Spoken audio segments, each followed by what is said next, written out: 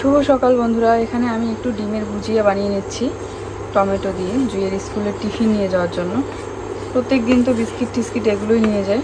তো আমি এখানে কড়াইয়ে তেল দিয়ে নিয়েছি, আর এই যে পেঁয়াজ লঙ্কাটা কেটে রেখে দিয়েছি।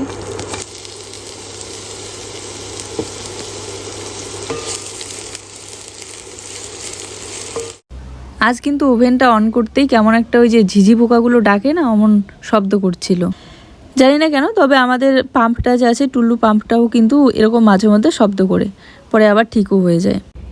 স্কুলের রুটিনে কিন্তু লেখা আছে শুকনো টিফিন দিতে, তো প্রত্যেক দিন এই জন্য বিস্কিট কেক এইসব জিনিস দেই।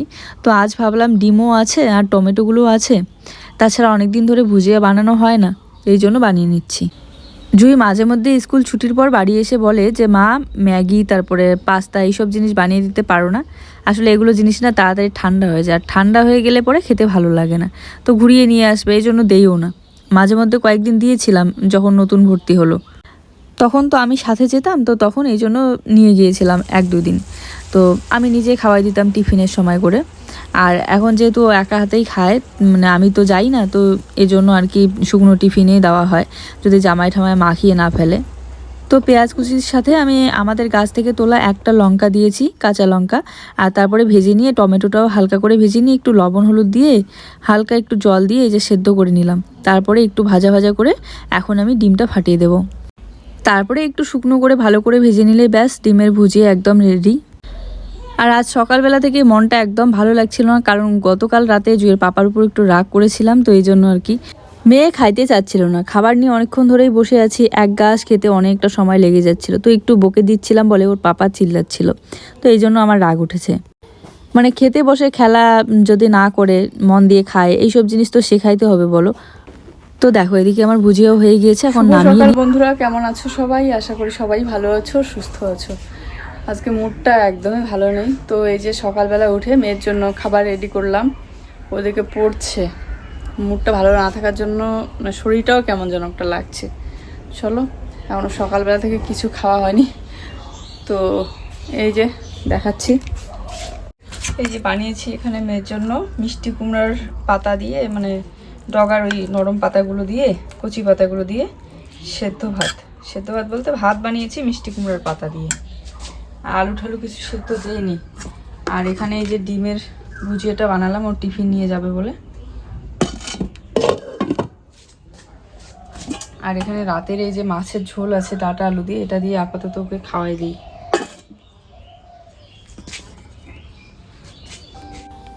গতকাল রাতে জুইয়ের পাপার উপর রাগ করে ভাতেই খাইনি, তো আমার যে ডাঁটা আলুর ঝোলটা ছিল ওটা দিয়ে এখন জুইকে ভাতটা মেখে খাওয়াই দিই।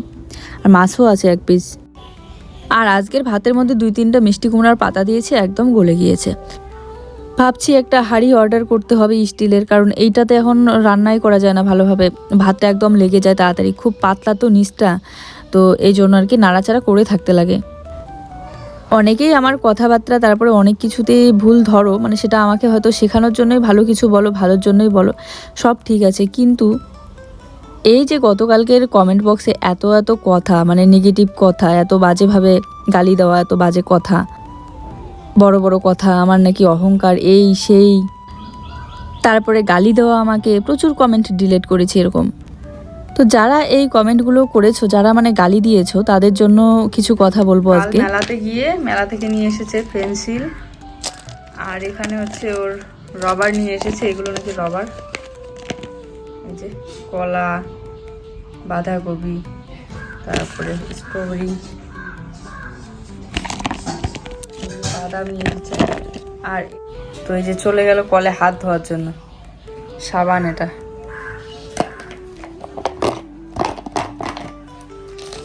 আর একটা নিয়েছে এই যে ছোট্ট একটা আয়না। বলছি যে প্রত্যেকটা মানুষের না পার্সোনাল অধিকার থাকে, সে কোথায় যাবে, সে কি করবে, কাকে বলবে কাকে বলবে না।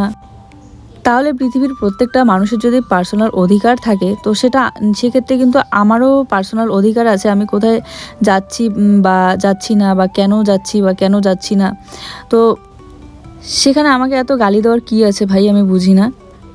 আর এটা অহংকারেরই বা কী হলো? আমি যেতে পারছিলাম না বলে আমি তো সরি বলে নিলাম যে আমি যাইনি, ব্যাস এতটুকুই, তার জন্য এত কথা কিসের? তার জন্য নাকি আমার আসল রূপ মানুষ একদিন দেখবে, তারপরে আমার অহংকার, আরও অনেক ধরনের অনেক কথা, যাক সেগুলো অনেক কমেন্ট আমি ডিলিট করে দিয়েছি, কারণ রেখে লাভ কি ওই কমেন্টগুলো। আর আমার যেসব কমেন্ট একদমই ভালো লাগে না, যেসব কমেন্ট আমার মনে হয় যে রিপ্লাই দিব, কিন্তু রিপ্লাই দেওয়ার থেকে আমার মনে হয় না দিয়ে ডিলিট করে দিয়ে অ্যাভয়েড করাই উচিত, তো এই জন্য ডিলিটই করে দিই। আর শোনো, আমার না আসল আর নকল রূপ বলে কিছু নেই, যা রূপ যেটা তোমরা দেখতে পারো সেটাই আমি। আচ্ছা, যারা যে এইভাবে আমাকে বকা দিচ্ছ বা বকা দাও, হ্যাঁ তাদেরকে বলি যে যখন আমার খারাপ লাগে, যখন আমার খারাপ সময় বলতে যখন আমার মন খারাপ লাগে, আমি যখন কষ্ট পাই, তখন তোমরা কই থাকো? তোমরা কি আমার পাশে এসে আমার কষ্টটাকে ভাগ করে নাও বা আমার মন খারাপটাকে ভাগ করে নাও? নাও না তো। আমার কষ্টটাকে আমাকেই ফেস করতে হয়, আমার মন খারাপটাকে আমাকেই ফেস করতে হয়, আবার আমার দুঃখটাকে কিন্তু আমাকেই সাথে নিয়ে চলতে হয়। তো সেই জন্য বলছি, আমারও অধিকার আছে আমার পার্সোনাল, আমি কি করব না করব। তো সব সময় যে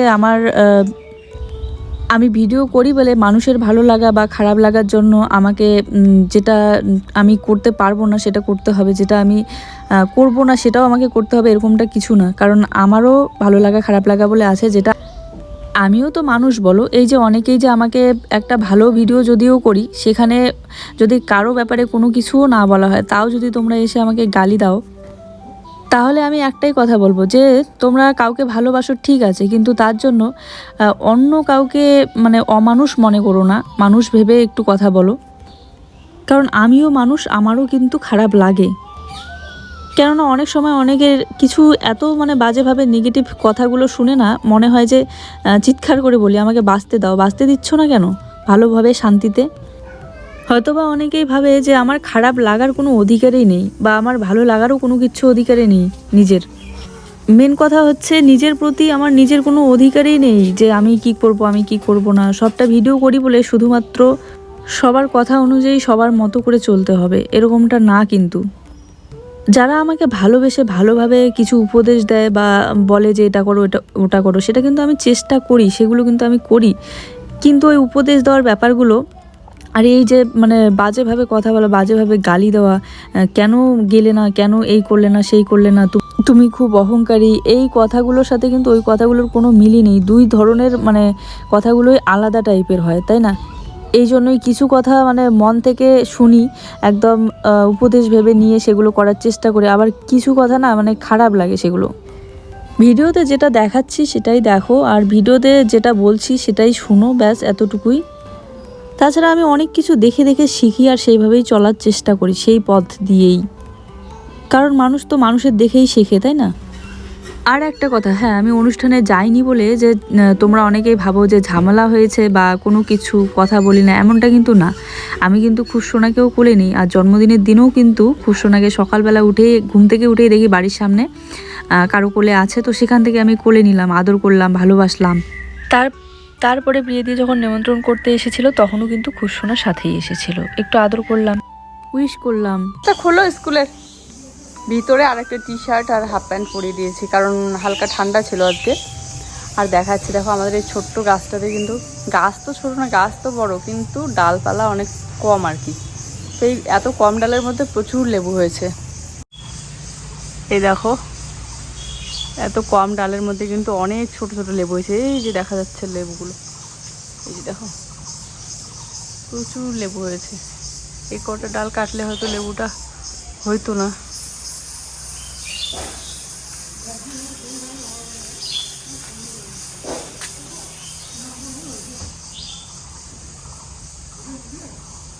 এই যে লেবুগুলো দেখা যাচ্ছে অনেক ছোট।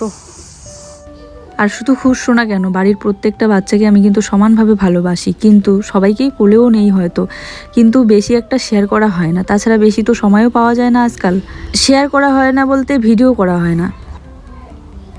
অনেকের কমেন্ট অনুযায়ী আর অনেকের গালি অনুযায়ী আমি খুবই খারাপ একটি বউ।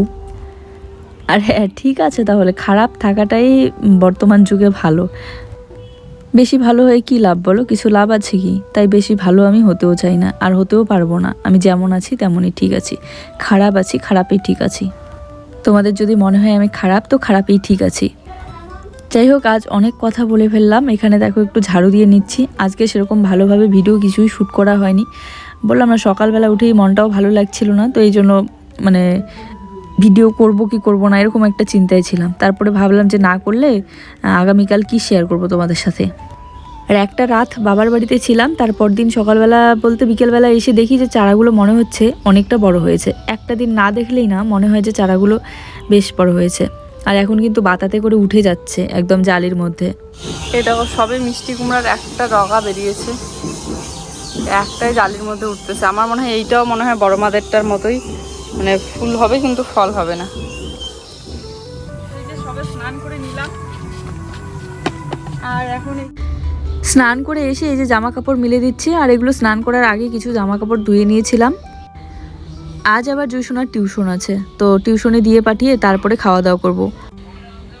একই তো শরীরটা ভালো লাগছে না, দাঁতের গোড়াটা কেমন যেন ব্যথা করছে একদম সেই আগের মতো। আবার এদিকে ভিডিও এডিট করলাম, আপলোড দিলাম, তো এই জন্য আর কি স্নান করতে দেরি হয়ে গেল একটু। গতবারের তুলনায় এবার কিন্তু ঝড় হচ্ছে খুব, প্রতিদিন রাতে করে ঝড় চলে আসে। আর এই যে ওড়নাটা মেলে দিচ্ছি, এই বেগুনি রঙের কুর্তিটা কিন্তু এখন আমার খুব প্রিয় হয়ে গিয়েছে, পরতে বেশ ভালোই লাগে। আর ওড়নাটা একটু হালকা পিছলা। দেখো খড়িগুলো সব এখানে দেওয়া হয়েছে, আর এখানেই শুকিয়ে যাবে সব। এই যে এই সাইড ওই সাইড এগুলো সব হচ্ছে ঝড়ের খড়ি, এক রাতের ঝড়ে। ও চলে গেল নদীতে স্নান করতে। আর এবার শাকের বীজ তো অনেক নিয়ে আসা হয়েছিল, শাক সবজি, তারপরে ঝিঙা, চাল কুমড়োর বীজ সব কিছুই, মানে ওই ঝুড়িগুলোতে লাগানোর পর আর জায়গাই ছিল না, কোথায় লাগাবো ভেবে পাচ্ছিলাম না। তারপরে বাবা এই যে এই লিচু তলার নিচটাতে মানে আশেপাশে আর কি মাটি খুঁড়ে খুঁড়ে সার দিয়ে এখানটায় বীজগুলো পুঁতে দিয়েছিল। খুব সুন্দর একদম চারা বেরিয়ে গিয়েছে। এরকম ব্যাক ক্যামেরায় দেখাচ্ছি, প্রত্যেকটা চারাই বেরিয়েছে, আর প্রত্যেকটা চারা এত সুন্দর বড় হচ্ছে না। এই যে দেখো এইখানে মনে হয় মিষ্টি কুমড়া আর পুঁই শাক একসাথেই আছে। এখানে কয়েকটা চারা বেরিয়েছে, আরও আছে। তো এখন আমি খাওয়া দাওয়া করবো, বেগুন ভাজা সকালবেলাটা, আর এখানে এই যে শাক আছে। এই যে আমার জন্য ভাত রেডি করা, এখানে ডিমের ঝোল আর পাট শাক আর মিষ্টি কুমড়ো শাকটা একসাথে রান্না হয়েছে। আর এই তো বেগুন ভাজা, ও পড়ে গেল।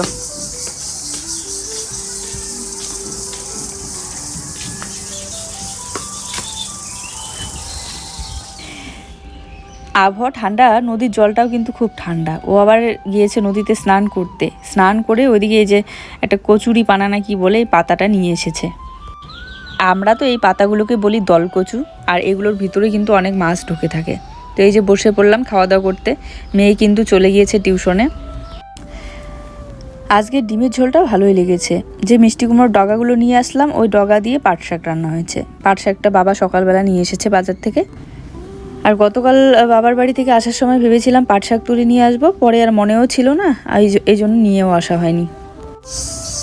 এখনকার আবহাওয়াটা এমন লাগছে, আমার না খুব ঠান্ডা লাগছে।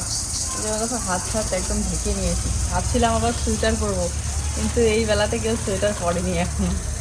আর এই যে একটা পার্সেল এসেছিলো কালকে, গতকাল শেয়ার করা হয়নি, তো আজ ভাবলাম চলো শেয়ার করি। আর এইটা হচ্ছে বিয়ের জন্য গিফট, আন্টি পাঠিয়ে দিয়েছে মুম্বাই থেকে আন্টি। চলো খুলে দেখি।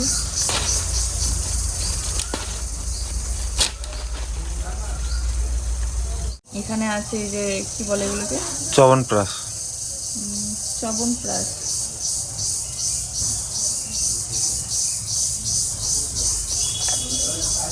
বন্ধ আছে ঢাকনাটা, খুলতেছে একবারে।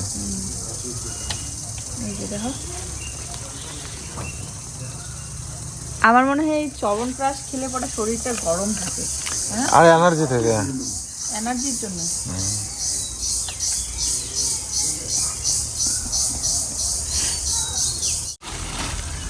আর এটা হচ্ছে ঘিটা বয়ামের মধ্যে ভরে রাখতে বলেছে আন্টি। তো বয়ামটা আছে আগে, মানে এর আগে যেটা পাঠিয়ে দিয়েছিল ওই বড় বয়ামটাই আছে। চলো এই যে বয়ামটা আছেই ভালো, আর বয়ামটা আমি রেখে দিয়েছিলাম কোনো কিছু রাখতে পারবো বলে। তো এই যে ঘিটা এখন আমি এই বয়ামটার মধ্যে ভরে রাখবো। আন্টিকে অসংখ্য ধন্যবাদ আর অনেক ভালোবাসা রইল। চলো এই ঘি থেকে শুরু করে টুল্লু পাম্প আর অনেক কিছু গিফট আন্টি পাঠিয়ে দিয়েছে। তো দেখো ঘিয়ের যে প্যাকেটটা আছে সেই প্যাকেটটার সাথে উপরের যে কার্টুনের প্যাকেটটা সেটা কিন্তু একদম জয়েন করা, মানে আটা দিয়ে হয়তো লাগানো ছিল, তবে খুলতে একটু অসুবিধা হচ্ছিলো, হাত দিয়ে আমি ছিঁড়ে ছিঁড়ে দিচ্ছিলাম। ভেবেছিলাম ল্যাকটোজেনের যে প্যাকেটগুলো থাকে সেগুলো তো এমনিতেই বের হয়ে চলে আসে, তারপর টানতেছিলাম, এখন দেখি যে এটার সাথে একদম জয়েন করা। তো একটুখানি মাথাটা কেটে নিয়ে এই যে এখন বয়ামটার মধ্যে ভরে রাখবো। ঘিটা এত ভালো, এত সুন্দর একটা সেন্ট বেরিয়েছে। আর এই ঘিটা ছিল আশীর্বাদ কাউ ঘি। পুরো এক বয়াম একদম ভর্তি হয়ে গিয়েছে। আর একটা কথা কি জানো, সত্যি কথা বলতে এই যে চ্যবনপ্রাশটা এটা কেমন স্বাদ হয় আমি কিন্তু এখনও ট্রাই করিনি কখনো, এমনিতে শুনেছি, কেনাও হয়নি আর ট্রাই করাও হয়নি। তো আজ আমি ভাবছি একটু ট্রাই করে দেখবো তো কেমন লাগে। তো এই যে ভরে নিলাম, দেখো একদম ফুল হয়ে গেছে, আর হালকা একটু বাকি আছে, তাহলে ফুল একদম। আরে এইরকমই থাকে বয়ামগুলো, তো না এরকম থাকে। 1 লিটার। এইটা একটু ট্রাই করে দেখবো তো কেমন লাগে। আমি খাইছি, খালি নামটা শুনি সবাই বলে, একটু ট্রাই করে দেখবো, তো চামু জানো না, ট্রাই করে দেখি কেমন লাগে। দেখে বাবার বাড়ির এত সুন্দর পরিবেশটা দেখে সেখানে ভিডিও করে এখন বাড়িতে এসে আমার এই পরিবেশ, আমার এই ব্যাকগ্রাউন্ডে আর ইচ্ছেই করতেছে না। যেন সারাটা দিনে আজকে সেরকম কিছু শ্যুট হয়নি, যতটুকু হয়েছে ততটুকু চেষ্টা করব তোমাদের সাথে শেয়ার করার। আর এখানে এখন আমি রান্না বসাবো। ওই যে সবে বাজার থেকে আসলো, আর জুইকে ডাকছি পড়াশোনা করার জন্য, টিউশন থেকে এসেই একদম খাওয়া দাওয়া করে এই যে দুষ্টুমি করতে শুরু করে দিয়েছে, ওই ঘরে গিয়ে দুষ্টুমি করছে। রাতে আর সেরকম কিছু সবজিও বানানো হয়নি, শুধু ভাতটাই রান্না করেছি, কারণ দুপুরবেলার ডিমের ঝোল ছিল, তারপরে শুটকি মাছ ছিল। চলো আজকের ভিডিওটা এই পর্যন্তই। সবাই ভালো থেকো, দেখা হচ্ছে নতুন ভিডিওর সাথে। সবার জন্য রইলো অনেক ভালোবাসা। এই যে বাপ বেটি মিলে এখন পড়াশোনা করছে, পড়াশোনা তো কইটুকু করে জানি না, তবে জুই ওর বাবার সাথে থাকলে একদম খুব পরিমাণে দুষ্টামি করে, খেলে। বাচ্চারা তো বাবার সাথেই খেলবে, তাই না? তো চলো টাটা, সবাই ভালো থেকো, দেখা হচ্ছে।